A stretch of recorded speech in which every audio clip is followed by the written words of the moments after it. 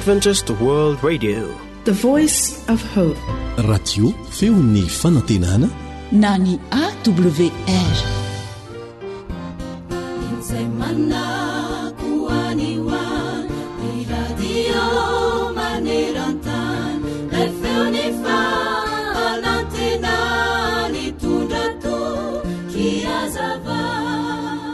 Zao no voalazany manam-pahaizana anankiray ampitomboy mandrakariva ny fahaiza-manao ireo zavatra izay anananao sy fahainao, fa ny fahasalamana, ny toerana, ny hery anananao dia tsy antoka ny fahombiazanao mihitsy.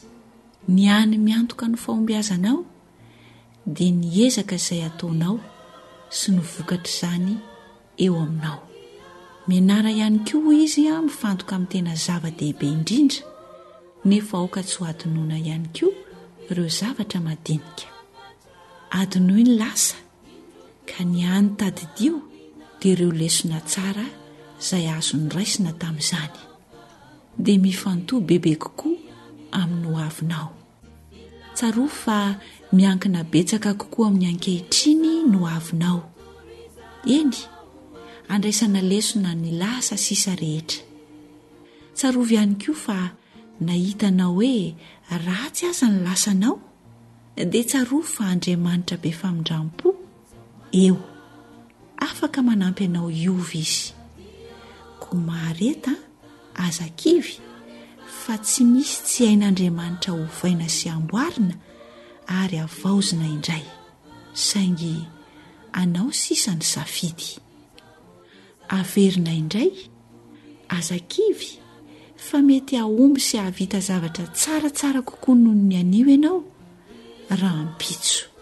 Koa mahereza hoy ny tenin'Andriamanitra, ary ao ka hatanjaka ny fonareo dia ianareo rehetra izay manana tena an Jehova. Salamo 1:9-20. Inona ny manakana anao tsy hanantena ny famindrampo sy ny fanampian'i Jehova? Amen.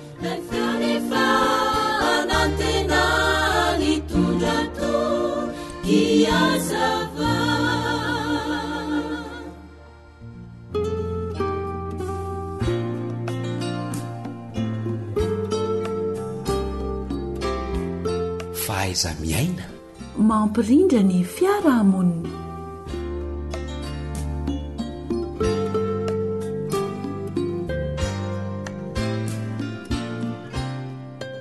Dia mbola kafaliana mandrakariva no iarabananao piaino bakafi izao onjapeo zao, ary indrindra ny mpanaraka izao fandarana izao dia miaraba mirarisoa anao mandrakariva. Ny namanao Lantor Misa Joely no mitafa aminao, ny namana Samma kosa no eo amin'ny lafiny teknika.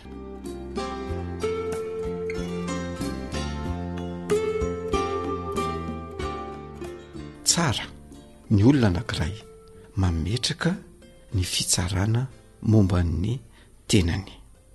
Misy matsy ny olona sasany manombana ny tenany arakaraky ny tanjona izay apetrany, fa ny olana rehefa tanjona ambony loatra no irina dia zay no miteraka fandravana eo amin'ny tena. Araka izany ara, rehefa metraka tanjona dia tsara raha miainga amin'ny tanjona tsy dia ambony loatra, fa eo amin'ny antoniny azo tratrarina tsara, ary tsara ny mametraka tanjona kely aloha vao mialehibe. Noho izany dia tsara ny miezaka eo amin'ny atao hoe fahatsarana, miezaka ny ho tsara izany. Toy izay ny miezaka ho modely, fa mampiena ny atao hoe ianao anao, na ny atao hoe image de soi anao sy ny estime de soi anao, na le hoe fakafizana ny tena, ny zavatra toy izay indrindra rehefa tsy tratranao ilay tanjona ambony loatra dia mety ho potika na ilay fiheverantena sy ny fakafizana ny tena dia tena mety ho potika tanteraka ary rehefa potika io zavatra io dia sarotra de sarotra indraya ny mamerina azy eo amin'ny laoniny ka dia ny tsara zany dia ny atao hoe idealy mifanaraka sy mifandraika amin'ny zava-misy izay iainany tena fa tsy hoe mametraka tanjona sy modely ho ambony be izay mety animbany tena. Inona no atao hoe idealy eo amin'ny tena?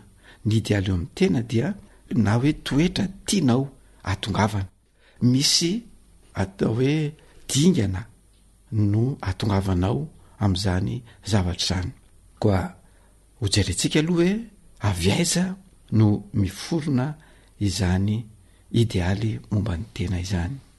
Izy io dia avy amin'ny tontolo manodidina antsika na ny manodidina anao. Ao anatin'izany mety ho ray aman-dreny no mametraka an'io zavatra io, mety ihany koa ho mpanabe no mametraka azy, mety ihany koa ho mpiara-monina no mametraka izay zavatra izay. Izany hoe mametraka ny zavatra tiany ahatongavanao ny manodidina sy ny fiarahamonina. Ny ataon'ny ray aman-dreny dia ny mampita ny valeur na ny sotoavina amin'ny alalan'ny toetra ananany na amin'ny alalan'ny toetra asehony ihany koa na amin'ny alalan'ny resaka izay ataony aminao. Ny ray aman-dreny zany dia mametraka izany zavatra zany, izany sotoavana na valeur zany amin'ny toetra ananany na ny toetra asehony na ny resaka izay ataony aminao. Izany hoe tiany ho tsaratsara kokoa ianao dia matetika sosokevitra na hevitra tsara, hevitra ambony no tiany atao aminao de zay no resahany aminao. Mety hoe manana ny atao hoe zavatra iandreketany izy na asa ataony dia io asa ataony ray aman-dreny io no tiany ho ataonao ary dia averimberiny matetika izany zavatra izany ary manana ny tanjona tiany ho raisina sy ho tratrarina ny ray aman-dreny dia ianao zanany no tiany ahatratran'izay dia resahany aminao mandrakariva izany zavatra izay. Eo ihany koa nefany dia ianao ny tenanao mihitsy no te atratra sy anatratra n'ilay tanjona dia eo ianao no miezaka, eo ianao no manao izay atongavana sy atratrarana izay atao hoe idealy izany. Tadidio tsara fa ny ray aman-dreny aloha noviana dia tsy tia an'izany hoe zanaka mirefarefa amin'ny tany zany ary tsy tiany zany hoe anana zanaka ratsy zany, tsy te hanan-dratsy izy. Dia zay no mahatonga azy hanosokevitra anao ary tsy hanolo-paty mafana anao ny ray aman-dreny. Raha ohatra ka misy atao hoe idealy tiany ho tratrarinao dia aza mieritreritra ianao zanaka hoe vato mafana ny atolotry ny ray aman-dreny ianao, fa kosa dia ilay everina fa hoe ny mahasoa sy ny mahatsara anao no atolony anao. Ka amin'ny alalan'izay dia tsara ianao mieritreritra, tsara ianao mandinika tsara hoe inona marina moa ty zavatra atolotry ny ray aman-dreny ity, mahasoa avy, mahatsara avy ity, dia anjaranao ny mieritreritra sy manapa-kevitra amin'izay fotoana izay. Ary rehefa tolorina ianao koa zay zavatra izay dia tsara ny ifampiresahana aminy na iadika hevitra aminy ny mikasika izany atao hoe idealy tiany ho tratrarinao izany. Dia rehefa hitanao fa mahasoa sy mahatsara anao ilay zavatra dia anjaranao manapa-kevitra anatanteraka niny idealy na tanjona tiany ray aman-dreny ho tratrarinao iny. Eo ihany koa iaho teo hoe ianao mihitsy no te anatratra n'ilay atao hoe idealy. Ao anatin'izay dia tsara nefa ianao mamakafaka tsara, mandinika, manontany ary miadihevitra ny amin'izany atao hoe inona moa ny idealy eo amin'ny fiainana. Dia eo ianao manao fikarohana izany atao hoe idealy izany.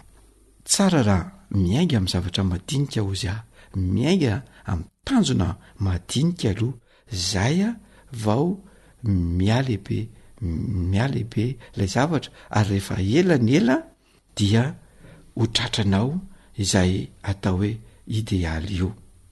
Ny fiforonan'io zavatra io dia zavatra zay andrasany manodidina anao, zay manodidina miandry zavatra aminao, miandry zavatra tsara aminao, miandry n'ilay atao hoe fahatsarany any anatinao any. Dia rehefa manodidina miandry an'izay dia anjaranao ny mampiseho sy maneho amin'ny manodidina izany zavatra tsara izany. Ka rehefa tratranao zany dia misy vokatra izay ratovinao, mivokatra azo dia mitondra sary tsara eo aminao zany zavatra zany.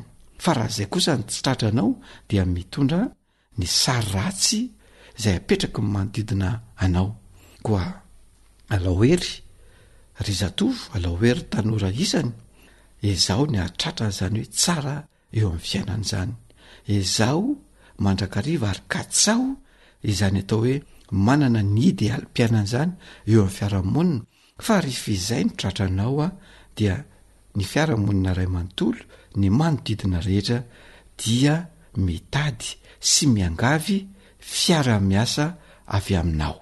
Koa mino izay eto amin'ny fandarana fa tsy handrarak'ilom-biando ianao tanora, fa hikatsaka mandrakariva izany atao hoe idealy eo amin'ny fiainana zany, izay mitondra ny sary tsara momba ny tenanao eo amin'ny fiarahamonina. Amin'izay fotoan'izay dia ho sambatra ianao, sambatra ny ray aman-dreny, ho faly sitretrika koa manodidina, ary ianao androso ia tsara mandrakariva dia olona hotadiavina sy ilaina amin'ny fiarahamonina ianao.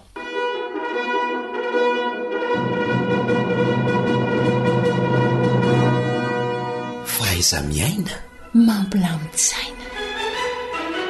Zay ary no azona tolotra indray tamin'ity androany ty ametrahana ny mandra-piona ho amin'ny manaraka indray.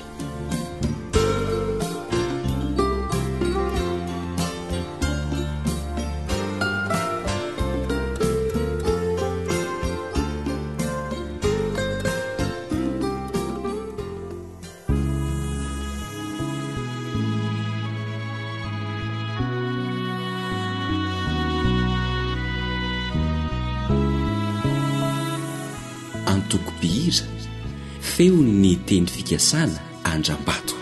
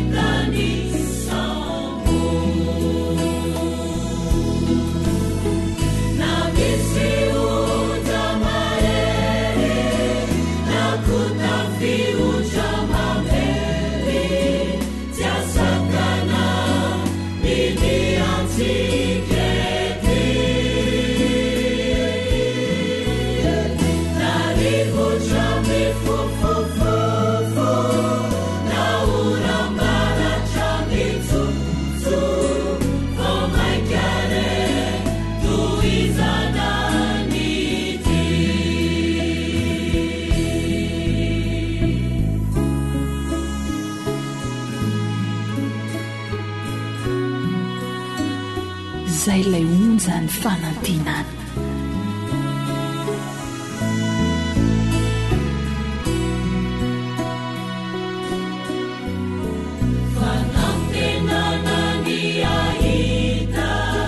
Ni tava ni lay befiti,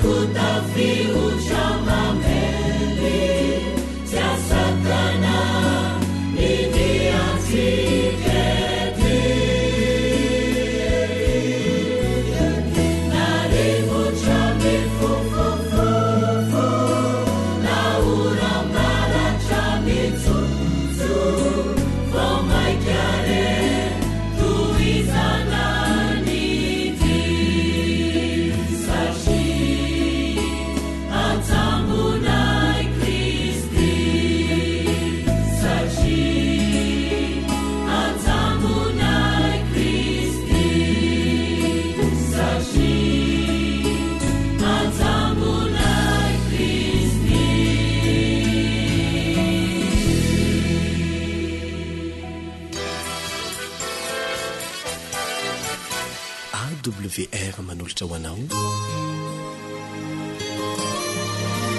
feon'ny fono tena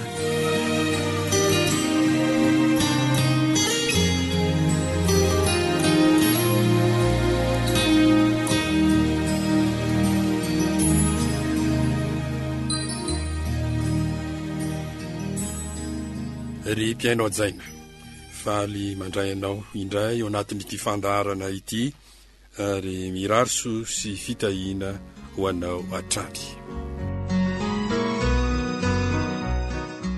amaky isika ao amin'ny Joba toko 5:20 ny andininy fa 4 sy fa 4 ary aiza no hahamarina ny zanak'olombelona eo natren'Andriamanitra ary aiza no hadio izay tera-behivavy koa maika fa ny olombelona izay kankana ary ny zanak'olombelona izay olotra ary manahoana ny zanak'olombelona tsy marina ny zanak'olombelona aiza no hahamarina ny zanak'olombelona ary aiza no ahitana an'izay tsy fahamarina ny zanak'olombelona izay eo anatren'Andriamanitra dia miariary izay tsy fahamarina ny zanak'olombelona izay dia manompoka eto ry ava-malala ny atao hoe fanamarinana amin'ny finoana dia ny fisehoany ity zava-misy ity dia ny tsy mahamarina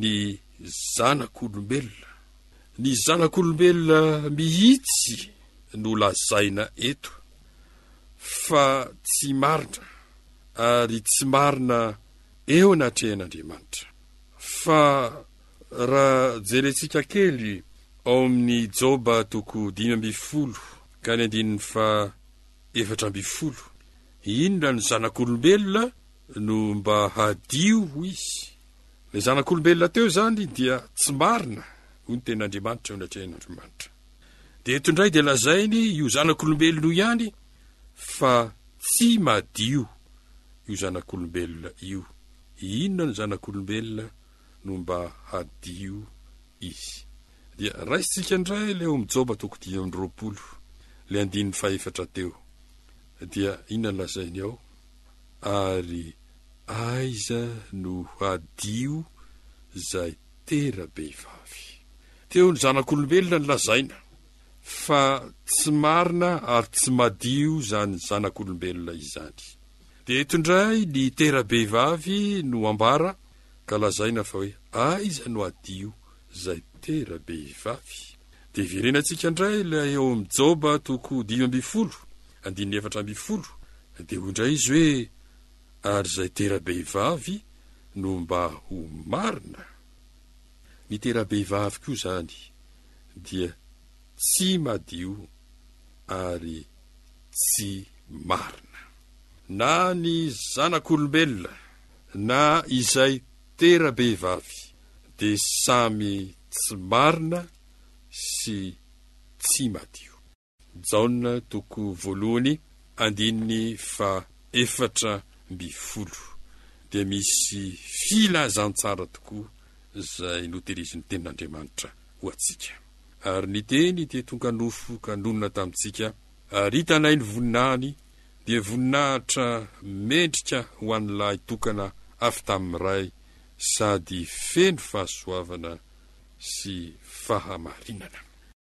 Hitantsika eto ny lay tokana ary ity no setrin'ilay hoe zanak'olombelona sy tera-behivavy teo eto kosa dia misy lay tokana zay avy tamin'ny ray misy maningana eto zany avy tamin'ny ray izy io ary lahy tokana ary manaona kosa ity teny tonga nofo ity dia Jesosy zany vitanay ny voninahiny hoy Jaona sady feno fahasoavana sy fahamarinana izy kosa dia feno fahadiovana feno fahamarinana fa tsy tahaky ireo hitantsika teo aloha ireo fa ity lahy tokana avy tamin'ny ray ity dia feno fahasoavana feno fahamarinana feno fahadiovana.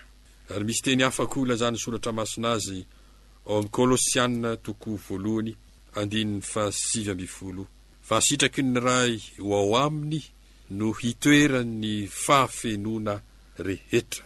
Tena hitoeran'ny fahafenona rehetra tokoa ity Jesosy marina ity. Dia mbola misy teny koa amin'ny Kolosianina toko 2:7 fa ao amin'ny tenany no hitoeran'ny fahafenon'ny fomban'Andriamanitra rehetra. Eto indray dia ny fahafenon'ny fomban'Andriamanitra ary izy rehetra no ao amin'ny tenany ary mitoetra ao amin'ny tenany izany. Raha lazaina amin'ny teny hafa, zany fahafenon'i Jesosy izany dia midika ho fahamarinana sy fahadiovana tanteraka zay tafatoetra tao amin'ny tenan'i Jesosy von'izy tonga tetỳ ambonin'ny tany. Izay no fanantenantsika rehetra. Ary manahoana no andraisana an'izany? Io fanekena ny tsy fahamarinan'ny olona io sy ny fahitana ny fahafenon'ny fahamarinan'i Jesosy zay mitoetra ao amin'ny tenany. Izy io dia ho antsika amin'ny alalan'ny finoana, ka ny marina amin'ny finoana no ho velona. Ahoana re izany teny mahagaga izany, ny fanazavana azy ao amin'ny Filipianina toko 3:7. Ary mba ho hita ao aminy aho tsy manana ny fahamarinako zay avy amin'ny lalàna, fa zay avy amin'ny finoana any Kristy dia ny fahamarinan'Andriamanitra amin'ny finoana. Izaho zany tsy manana ny fahamarinako, tsy marina aho zany, fa eo kosa ny fahamarinan'i Jesosy feno dia antsona mba hanana an'izany fahamarinan'i Jesosy izany zay lazainy eto hoe fahamarinan'Andriamanitra zay raisina amin'ny finoana. Mba hanana zany fahamarinan'Andriamanitra amin'ny finoana, zany fanamarinana amin'ny finoana izany isika. Ary zay no atao hoe filazantsara fanamarinana amin'ny finoana ho an'izay rehetra tsy marina ka mandray ampinoana ny fahamarinan'i Jesosy feno dia marina amin'ny finoana izy amin'izay fotoana izay ary manana ny fahamarinan'Andriamanitra amin'ny finoana. Hatreo no atao hoe fanamarinana amin'ny finoana, fa misy miaraka aminy fa tsy io no manamarina antsika, tsy misaraka amin'ny fanamarina amin'ny finoana io. Dia izay hita ao amin'ny Romanina toko 4:5. Ahoana ary? Anota va isika saingy tsy ambany lalàna fa ambany fahasoavana? Sanatria izany, hoy Paoly. Rehefa marinina amin'ny finoana isika dia hanota va isika araka ny famaritana zay hita ao amin'ny Jaona voalohany zay tsy hovakiana, fa ny atao hoe manota dia mandika ny didy. Ka handika ny didy ve isika raha hamarinina amin'ny finoana? Sanatria izany, hoy Paoly. 7:12.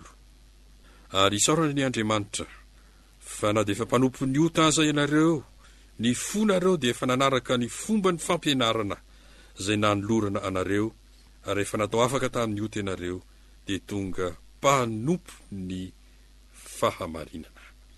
Ilay mpanompo ny ota teo zay tsy mitandrina ny didy dia tonga mpanompo ny fahamarinana mitandrina ny didy. Mamokatra fitandremana ny didy izany ny fanamarina amin'ny finoana tena izy. Dia ahoana no andraisantsika an'izany ho an'ny tenantsika manokana? Hebreo toko 2:7. Fa raha mafy ny teny zay nampilazaina ny anjely, ka sa mivoavaly marina avokoa ny fahadisoana rehetra mba mivaotana, dia ataontsika ahoana ny fandositra raha tsy mitandrina izao famonjena lehibe izao isika. Miseho zao ny famonjena lehibe, ka ataontsika ahoana ny fandositra raha tsy mitandrina izao famonjena lehibe izao isika. Aoka ho tandremana, ho ekena ho an'ny tenantsika manokana izao famonjena lehibe izao. Ivavaka isika.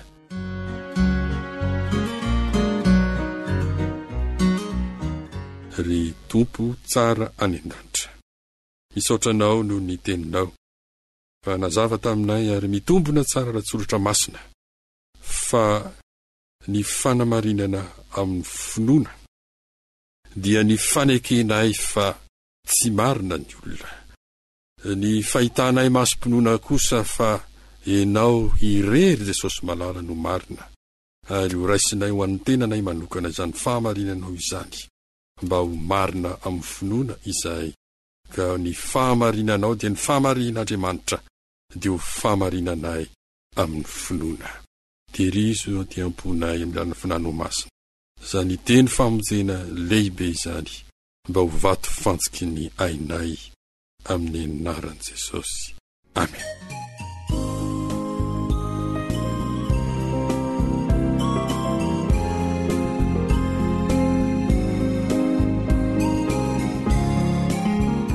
Antsany marina amin'ny finoana.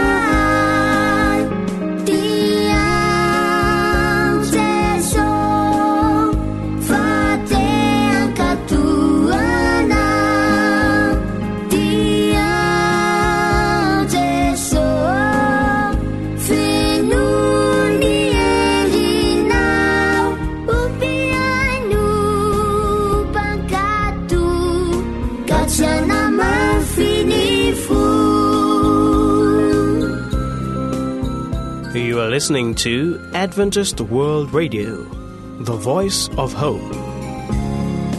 Zay lay onjany fanantenana. Tiadalana ritiala fitandremana ny lala ny marina tsy azo lavina fa manombe fa afana omariki. AWR Téléphone 033 37 106 13 034 06 797 62.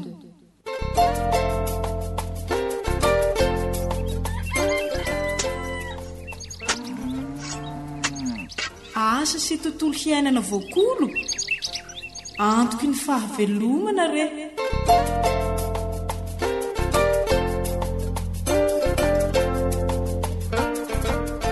Dia amin'ny alalan'izay feonkira famantaran'izay indray no ifanolorantsika ny mahasoa sy ny mahafinaritra mba hahafahantsika manatsara ny fiompiana akoho gasy na ny fiompiana izay mety paharazana.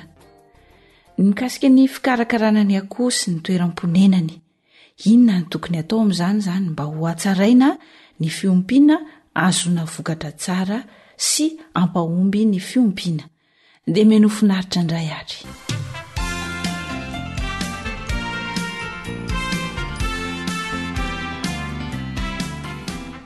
Ety am-piandohana dia tsara ny manamafy, fa mba tsara ny fiompiana ny akoho gasy zany dia ilaina ny fitsinjarana azy ireo. Ampaharitra ny fiompiana hoy isika dia tsara raha akoho lahy anankiray atao an'ny akoho vavy mpamokatra eo amin'ny 7, 8 hatramin'ny 10 any ho any, arakarak'ilay toerana misy antsika izany. Ka akoho lahy 3 taona anankiray natao an'ny akoho vavy hatramin'ny 10 isika. Ary ny vavy kosa dia eo amin'ny 3 taona eo ihany koa, misy moa manao 2 taona sy tapany arakarak'ilay faritra misy. Fa raha any amin'ny faritra mafana toy ny any amin'ny faritra mena be dia akoho 3 taona na ny akoho lahy na ny akoho vavy mpamokatra, ireo zany ny mety ary tsara miaraka. Akoho lahy iray ho an'ny akoho vavy 10. Fa raha amin'ny faritra voatany kosa ny jerena, akoho lahy iray ho an'ny akoho vavy mpamokatra 7 hatramin'ny 9 dia efa ampy azy. Ny fiavian'io akoho lahy kosa dia tsara raha atao tsy mitovy razambe amin'ilay akoho zany. Izany hoe tsy ao amin'ilay toerana izay niompianao akoho zany no angalana azy, fa aleo maka hafa mihitsy, tsy mitovy razambe aminy. Izay zany ny tsara mba hampaharitra ny fiompiana.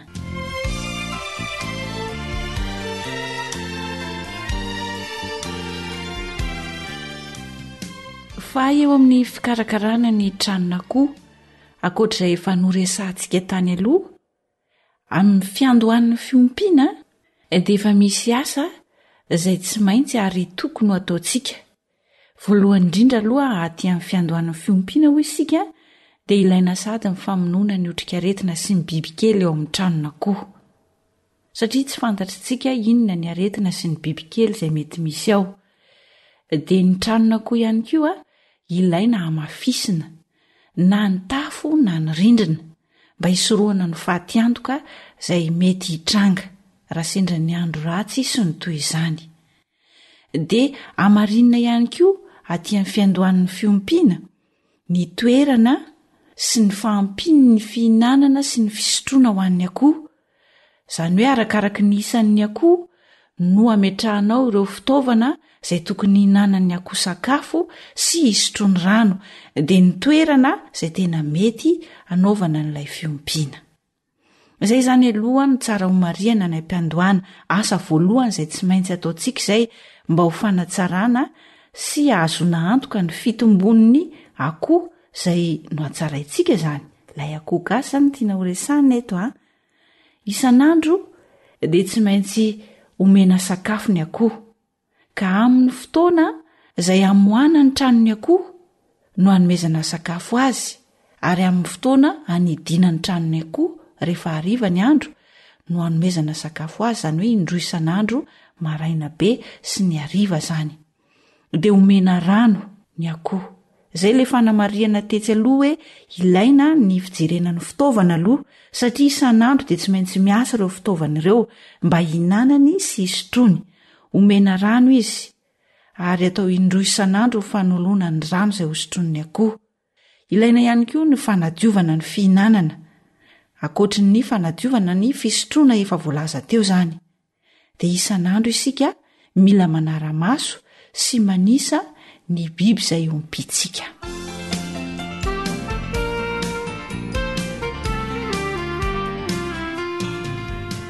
Inona indray ary ny asa tokony atao isan-kerinandro? Na dia efa manisa ny bibinao sy manara-maso ny biby izay ompianao isan'andro azy ianao, mety ho adino ihany zany indraindray. Mety tsy hanam-potoana ihany koa ianao. Noho izany isan-kerinandro dia ilaina ny manara-maso sy manisa ny biby ompiana, mba hahafahanao mijery hoe inona mety zavatra nitranga na hatonga izany. Isan-kerinandro ihany koa isika dia mila mijery ilay fitaovana na baka ho isika fasiana vovom-panafody. ho an'ny akoho lehibe zany eto no resahana isan-kerinandro re tsy maintsy ataontsika dia esorina le vovompanafody ao anatin'iny baka iny ary dia asiana vaovao indray. Averina indray zany isan-kerinandro nanaovana an'izay ho an'ny akoho lehibe, esorina le vovompanafody tao anatin'ilay baka dia soloina vaovao indray isan-kerinandro nanaovana an'izay.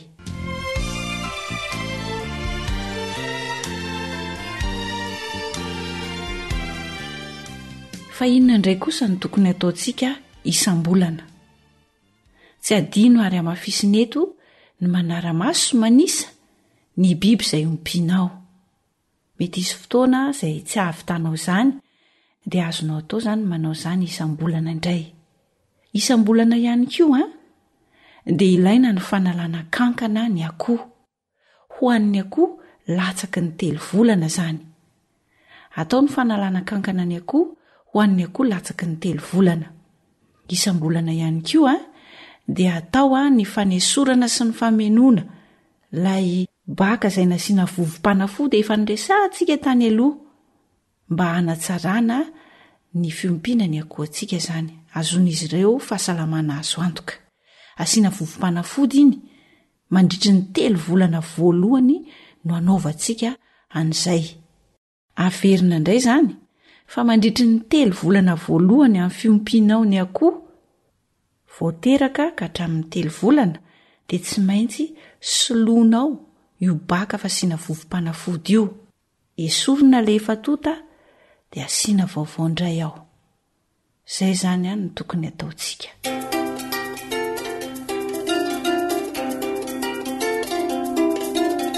Karakarao Ramatoa. Tantara no soratan'ny Vanjaniaina, andrenesana ho an'ny Samina, Nartiana ary ny mpanoratra.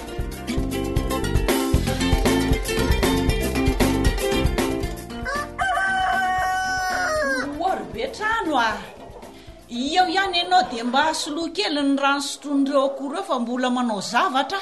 Saika adiniko marina. Saika adino ahoana Ramatoa? Ka so dia mba ataonareo atsirambona ary ny fanomezana sy fanoloana ny rano sotroin'ireo akoho ireo isan'andro ry Martina. Sika ne rehefa vonina ny anatsara n'ity fiompiana nentim-paharazana ity dia tsy maintsy mivonina sy mahavatra ny fikarakarana rehetra. Izay enie no antony nampanaoviko anao an'izao sady samy mandray anjara fa nga dia hoarako daholo zany ry Betrano leva zao namoaka ny akoho sy nanome sakafo an'ireo androany araka ny mahazatra. Mety zany Ramatoa. Ka inona indray? Zay azoko atao anie dia ataoko daholo fa tiako mba hizatra ihany koa nareo raha sendra tsy eo ohatra fangatsy ny dioviny reto tafihinanana sy fisotron'ny akoho rano reto ry Martina. Mila diovina isan'andro anie reto mamorina retina anie ny loto vo 10 andro aveny tsy teto dia zao sady no mitranga. Fangatsy ny sasan'ny leva ireo talohany nanomezany sakafo sy ranony akoho ory leva avy ianao aty tany angatsy ny sasanao ireo tavy ireo ka efa ny sasako ireo malika dia leva mamerina indroa manantitantitra aza dino zany ny manasa an'ireo isan'andro raha tiana ny azahoantsika mianakavy fahombiazana. Misy asa tsy maintsy atao isan'andro. Tadidiko ry Datoa, tsy maintsy avoaka somena sakafo amin'ny fotoana mitovy isan'andro ny akoho dia mila omena rano ihany koa izy ireo isan'andro. Dia mila diovina isan'andro ireo fitaovana fihinanany sy fisotroany ranon'ireo. Tadidio zay dia mila manara-maso sy manisa ny biby fiompy isan'andro ihany koa tsika. So miompiompy fotsiny nefa tsy aina ho akory ny isan'ny biby ompiana izay mety mahazo azy. Eny izany anie marina daholo fa raha sanatria kosa ve mety tsy hoaraka ny manao izay dia mba isan-kerinandro tsy maintsy atao ny fanisana sy ny fanaraha-masony akoho isan'andro isan-kerinandro isam-bolana de tsy maintsy ataony fanaraha-maso sy fanisanan'ireo akory reo raha matoa ary ahoana nanaovanareo an'le baka fasiana fanafody efa ansoloko isan-kerinandro ny lavenina ao anatin'ny baka ary tatoa avy eo de mifenoko vovoandray araka ny nampianarany dadatoanahy efa misy fanafody famonoana bibikely io zay mihitsy ho an'ny akoho lehibe zay tia ny dadatoa rehefa mahatsiaro ohatr'izay ka oa dray tokoa orangaty tsy efa mila alana kakana ihany ko moa zany zao reo akoho reo tsy zany mory leva reo akoho latsaky ny 3 volan'ireo zao efa mila alana kakana indray satria efa tamin'ray volana lasa zay ny nanomezana ody kakana an'ireo farany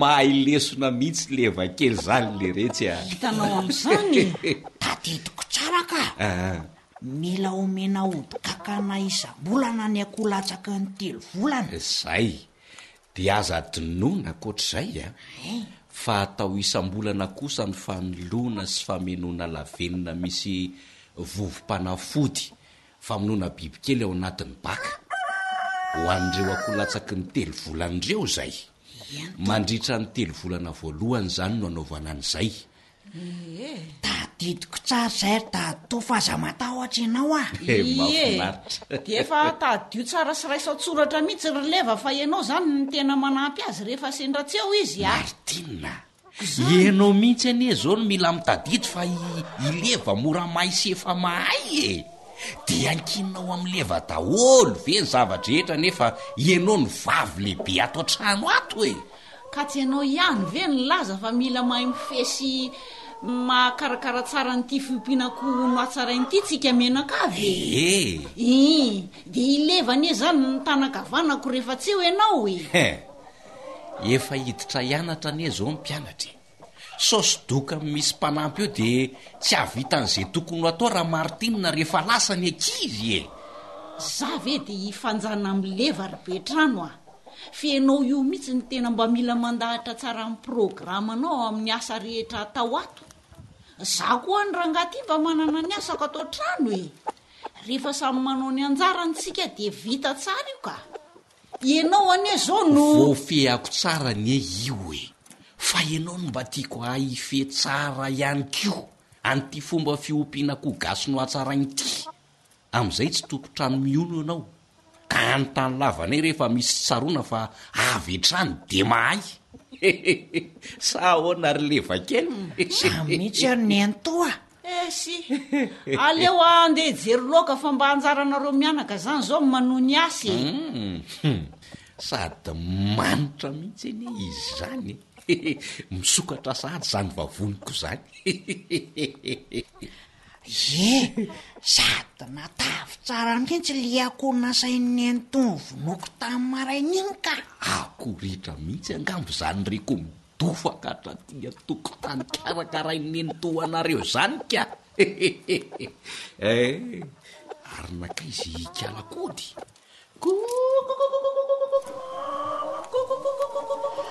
ka iny anieno nasain'ny entona tao ny vonoana ve fa le raha matoy iny ve mba taranaka kompanatody be ane indry levy efa nafarako mihitsy izy karakaranyiny mila kana taranaka ntsy ory martinina fa ahoana moa ny vonoana any akoho fa ianao ve dadatoa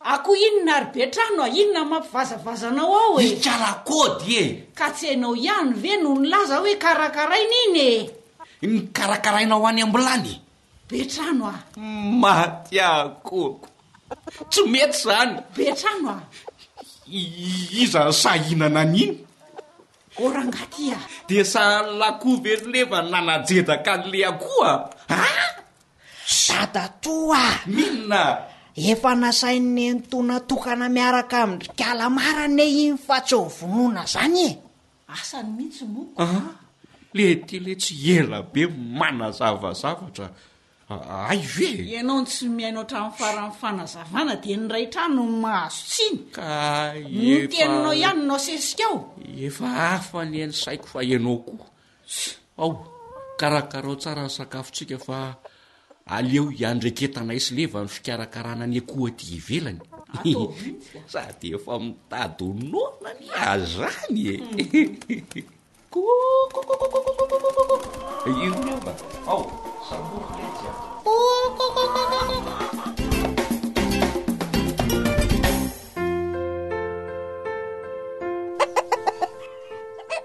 te hivoaka ny akoho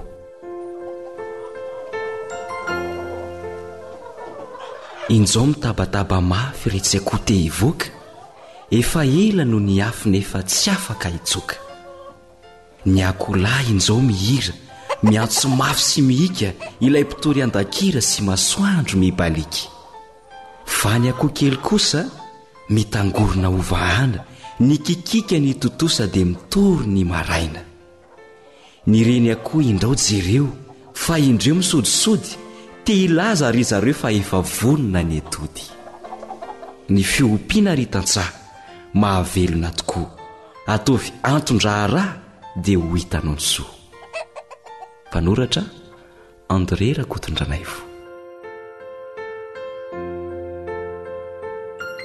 dia izay ihany koa no namarana ny fandaharana asa sy tontolo iainana ao antsika teto androany ataovy ny fampiarana hitany fiompiana ataonao anie ilay raintsika pahary ao an-danitra ao na manao fanjaniaina no nanolotra ny fandaharana asa sy tontolo iainana ao antsika teto niaraka tamin'ny teknisianina Sam tompona andraikitry ny fandaharana Elion Ndre Mitantsoa amin'ny manaraka indray ary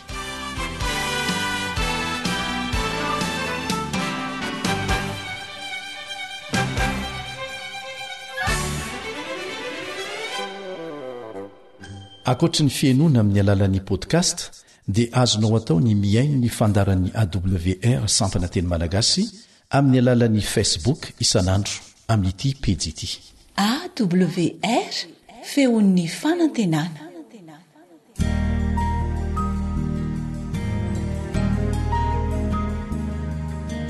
faneteninao no fahamarinana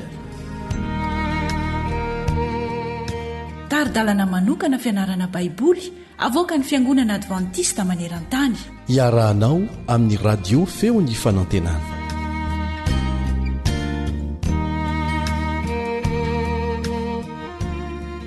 mitoy ny fandalianantsika ny amin'ny fitsanganana maty talohan'ny azo fijaliana olona roa natsangana tamin'ny maty tao amin'ny testamenta taloha no hodiny itsika an'io manasanao anaraka izany hatramin'ny farany ny mpiaramianatra aminao Kaleba Andretsikivy.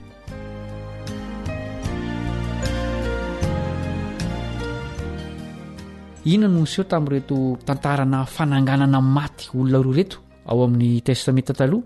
Mpanjaka voalohany toko 7 andininy fahavalo ka hatramin'ny 720. Mpanjaka voalohany toko 7 andininy fahavalo ka hatramin'ny 720 sy ny mpanjaka faharoa toko 4 andininy fahavalo ka hatramin'ny 770. Mpanjaka voalohany toko 7 andininy fahavalo ka hatramin'ny 720. Ary ny teny Jehova tonga taminy ka nanao hoe miangaka makanisan'ny Zarefata izay namany Sidona ary mitoerany fa indro misy vehivavy mpitondra tena any izay nitendreko amelolanao dia niaingy izy ka nakany Zarefata ary nomby teo ambavadin'ny tanàna izy dia indro nisy vehivavy mpitondra tena nanangona kitay hazo teo ary niantso azy ilika nanao hoe masiny ianao hitondray ranokely amin'ny fisotroana mba ho sotroko ary no lasa naka raha vehivavy dia niantso azy ilika nanao hoe masiny ianao hitondray mofo kely eny an-tananao ah fa ora vehivavy raha velona koa Jehovahandriamanitra ao tsy manana mofo na dia iray akory aza fa koba kely eran-tanan'elo amin'ny barika sy dililo kely foana ao amin'ny tavoara ary makatapaka azy roa azy ao ka hiditra namboatra ireo hoaninay mianaka dia ho faty izahay fa hoy Eli taminy aza matahotra fa andeha miditra ka manaova araka izany lazainao izany nefa anaovy mofo kely ihany aho aloha ka into ty amiko ary rehefa izany dia avao manaova ho anao sy ny zanako koa fa izao no lazain'i Jehovahandriamanitry ny Israely tsy ho lany ny koba ao amin'ny barika ary tsy ho ritra ny dililo ao amin'ny tavoara mandra-piavo ny andro an-datsahan' Jehovah ranonorana amin'ny tany. Dia nandeha rahavehivavy ka nanao araka ny tenin'ny Eli. Ary izy sy rahavehivavy mba amin'ny ankohonany dia nanankohanina elaela ihany. Nefa tsy lany ny koba tao amin'ny barika ary tsy ritra ny dilolo tao amin'ny tavoara araka ny tenin'i Jehovah izay nampilazainy any Eli. Ary noho ny afaka izany dia narary ny zanadravehivavy tompotrano ary mafy indrindra ny aretiny ka efa tsy nisy fofona iny intsony izy. Dia ho rahavehivavy tamin'ny Eli: moa efa ninona kory zasy ianao ry lehilahin'Andriamanitra ô? Tonga ty amiko va ianao ampatsiaro ny fahotako ka hafatiny zanako? Ary hoy Eli taminy: atoloro ny zanakao. Dia naka ny zaza teo an-tratran-dreniny izy ka nitondra azy niakatra ho any efitra ambony izay nitoerany ary nampandry azy teo am-pandriany. Dia nitaraina tamin'i Jehovah izy ka nanao hoe: Jehovah Andriamanitra ô, efa nampitondra loza koa tamin'ny mpitondra-tena izay nivanianako fa ianao ka nahafaty ny zanany. Dia niampatra intelo tamin'ny zaza izy sady nitaraina tamin'i Jehovah hoe: Jehovah Andriamanitra ô, mifona aminao aoka hody amin'indray ny ain'ity zaza ity. Ary Jehovah niaino ny feon'ny Eli dia no tamindray ny ain'ny zaza ka dia velona izy. Ary Eli nandray ny zaza ka nitondra azy nidina avy tao an'efitrano ambony ao anaty trano dia natolony any reniny ka hoy izy: inty fa velona ny zanakao. Ary hoy rahavehivavy tamin'ny Eli: ankehitriny izao dia fantatry fa lehilahin'Andriamanitra tokoa ianao ary marina ny tenin'i Jehovah aloky ny vavanao.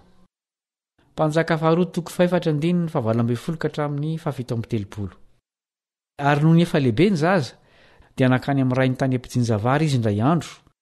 Ary hoy izy tamin'ny rainy: endre ny lohako, ny andohako. Ary hoy rainy tamin'ny zatovo anankiray: ento any amin'ny reniny izy. Dia notrotrony ilay zatovo izy ka nentiny ho any amin'ny reniny ary nampifony izy mandra-pitao vonan'ny andro dia maty. Ary rahavehivavy niakatra ka nampandry azy teo amin'ny fandrian'ilay lehilahin'Andriamanitra dia narindriny ny trano ka nivoaka izy. Ary niantso ny vadiny izy ka nanao hoe: masiny ianao, asaovy misy zatovo anankiray mankaty amiko mitondra boriky vavy anankiray fa andefaingana ho any amin'ny lehilahin'Andriamanitra dia hiverina indray. Fa hoy ny lahy: inona no ankanesana ho any aminy anio? Nefa tsy mba andro tsinam-bolana na sabata tsinony izao. Ary hoy rahavehivavy: ka nahoana ary? Ary rahavehivavy dia nanisy laseliny boriky vavy ka hoy izy tamin'ny zatovony: ampandehana izy ka mizora, aza miaotraotra kory amin'ny ampandehananao azy raha tsy ampijanoniko ianao. Dia lasa rahavehivavy nakany amin'ny lehilahin'Andriamanitra tany tendrombohitra Karmela. Ary raha voatazan'ny lehilahin'Andriamanitra avy ery izy dia hoy izy tamin'ny Gehazy zatovony: ilay Sonemita lahy ry, masiny ianao, miazakazaha hitsena azy ka ataovy aminy hoe: tsara ihany va ianao? Tsara ihany va ny vadinao? Tsara ihany va ny zazalahy? Ary hoy ny famaliny: tsara ihany. Ary rehefa tonga tany amin'ny lehilahin'Andriamanitra tany tendrombohitra izy dia nandray ny tongony fa Gehazy nanato nampiala azy. Nefa hoy ny lehilahin'Andriamanitra: avelao ihany izy, fa oro ny fanahiny ao anatiny, ary Jehovah efa nanafina izany tamiko fa tsy nanambara tamiko. Dia ora vehivavy: moana niraza taminao va tompoko? Tsy hoy va ianao: aza mamitaka? Ary hoy izy tamin'ny Gehazy: miskina ary ento ao-tananao ny tehiko ka mandehana. Raha mifanena amin'olona ianao aza miaraba azy, ary raha misy miaraba anao aza mamaly azy akory, ary apetrao eo amin'ny tavan'ny zazalahy ny tehiko. Ary hoy ny reniny zazalahy: raha velona koa Jehovah, ary raha velona koa ny ainao, dia tsy ala aminao mihitsy aho. Ary ilay lehilahin'Andriamanitra nitsangana ka nanaraka azy. Ary Gehazy nielo azy ka nametraka ny tena teo amin'ny tavan'ny zazalahy fa tsy nisy feo na faharenesana. Dia niverina nitsena azy indray izy ka nilaza taminy hoe tsy mahatsiaro akory ny zazalahy. Ary rehefa tonga tao an-trano Elisa, indro maty ny zazalahy sady nampandriana teo am-pandriany. Ary niditra izy ka nirindrim-baravarana tao izy roa lahy, ary Elisa nivavaka tamin'i Jehovah. Ary niakatra izy ka nandry niampatra tambon'ny zazalahy ka ny vavany nataony tamin'ny vavany, ary ny masony tamin'ny masony, ary ny tanany tamin'ny tanany, ka dia nafana ny tenany zazalahy. Ary niasa dia tao an-trano izy, ary niverina niampatra tamindray, dia nievina impito ny zazalahy ary nihiratra ny masony. Ary Elisa niantso ny Gehazy ka nanao hoe: antsoa ilay Sonemita. Dia nantsoiny izy. Ary rehefa tafiditra tao aminy izy dia hoy Elisa: raiso ny zanakao. Dia niditra rahavehivavy ka niantoraka tamin'ny tongony sady niankohoka tamin'ny tany. Dia nandray ny zanany izy ka lasa nivoaka. Mampatsiahy ireo tantara roa mahavariana ireo ny mpanoratra ny Hebreo. Izao no voalaza eo amin'ny toko farak 17. Hebreo toko farak 17. Ny vehivavy nandray ny azy efa maty fa natsangana ho velona indray. maty ny zanaka ireo mpitondra tena roa nyvakintsika teo ireo vehivavy nino an'andriamanitra nefa izy ireo ka dia natsangany tamin'ny maty ny zanak'izy ireo ary naveriny teo aminy. Ny tantara voalohany izay ahitana ny Eli nanangana zazalahy tamin'ny maty dia tamin'ny fotoana izay nampihemitra ny ankamaroany zanak'Israely tamin'Andriamanitra. Iahaba sy Jezebela no nitantana ny firenena tamin'izany. Nofaiziny izy ireo ka tsy navelan'Andriamanitra ilatsaka ny orana nandritra ny fotoana ela. Nymbaikoan'Andriamanitra ho an'ny Zarefata i Eli, tanàna tany ivelan'Israely izy io. Niona tamina vehivavy manano tena tao izy. Sakafo kely iray mihinana farany ho azy sy ny zanany ny tao amin'ity vehivavy ity. Aorian'izany dia tsy hanana sakafo tsony izy mianaka. Nanao fahagagana nefa Andriamanitra. Nomeny koba sy diloilo be dehibe izy mianaka.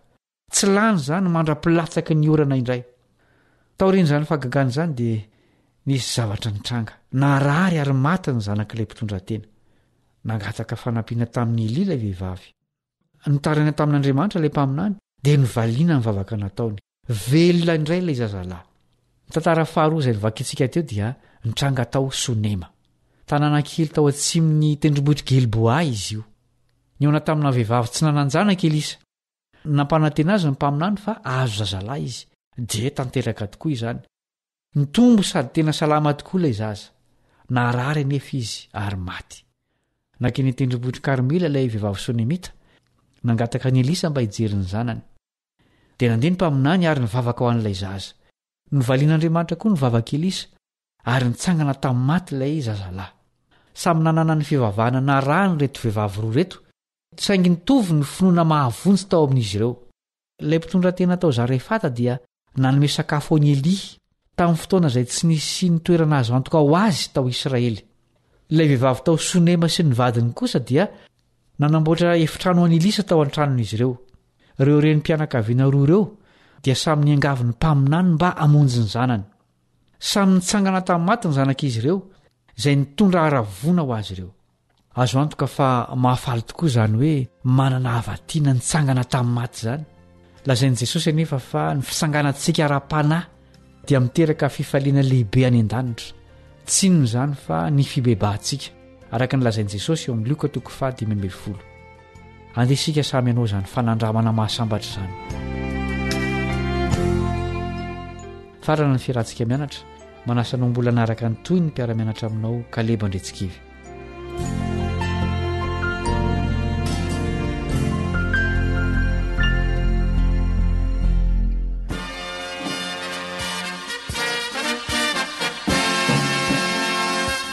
Adventist World Radio, The Voice of Hope. Radio Femon'ny Fanantenana. Ny farana treto, ny fanarahanao ny fandaharan'ny radio Feo Fanantenana na ny AWR amin'ny teny Malagasy. Azonao ataony mamerina miaino sy maka maimaimpoana ny fandaharana vokarinay amin'ny teny pirenena mihoatriny 100 amin'ny fotoana rehetra. Raisoaryn'ny adresy ahafahanao manao izany: awr.org na feofanantenana.org.